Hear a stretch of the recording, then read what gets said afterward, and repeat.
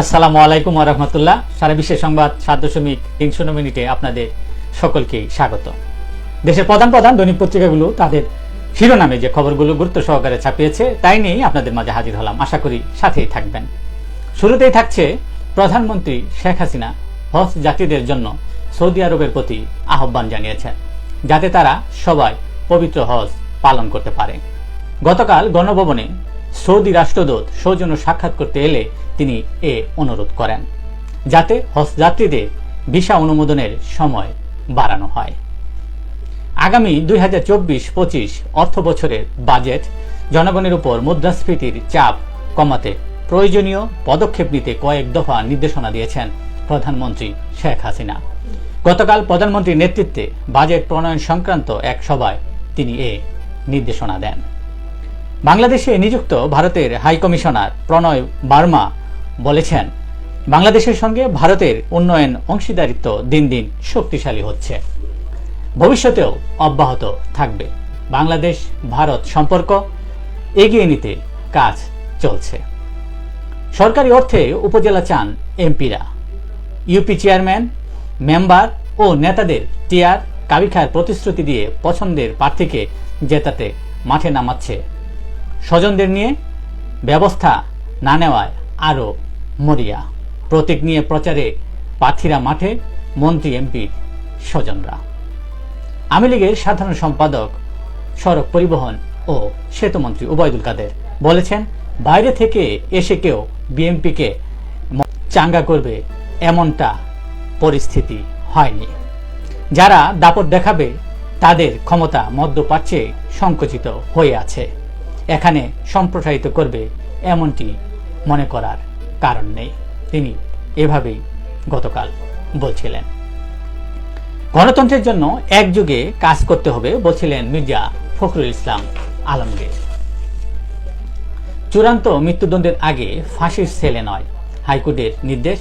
রাষ্ট্রপতির কাছে ক্ষমার আবেদন নিষ্পত্তি হওয়ার পর ফাঁসির সেলে নিতে হবে।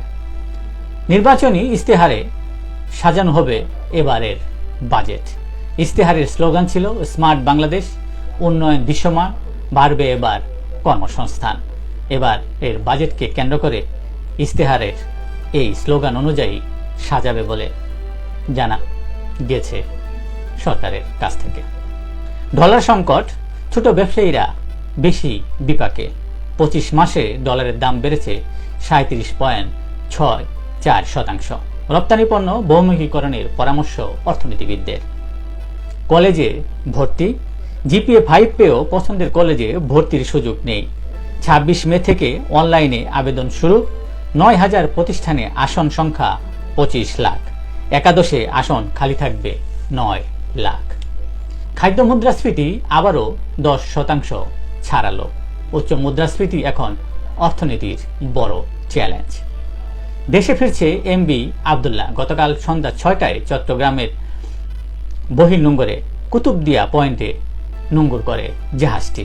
জাহাজের সকল নাবিক সুস্থ আছেন বলে কর্তৃপক্ষ জানিয়েছেন। দেশের প্রধান প্রধান দৈনিক পত্রিকাগুলো তাদের আন্তর্জাতিক খবরের যে সকলগুলো গুরুত্ব সহকারে শিরোনামে ছাপিয়েছে তাই মধ্যে শুরুতে থাকছে খার্কিভের কাছে রুশ বাহিনীর কৌশলগত অগ্রগতি। উত্তর পূর্ব সীমান্ত শহরে প্রবেশ করেছে রুশ সৈন্যরা। ইউক্রেনের দাবি সেখানে তুমুল সংঘর্ষ চলছে।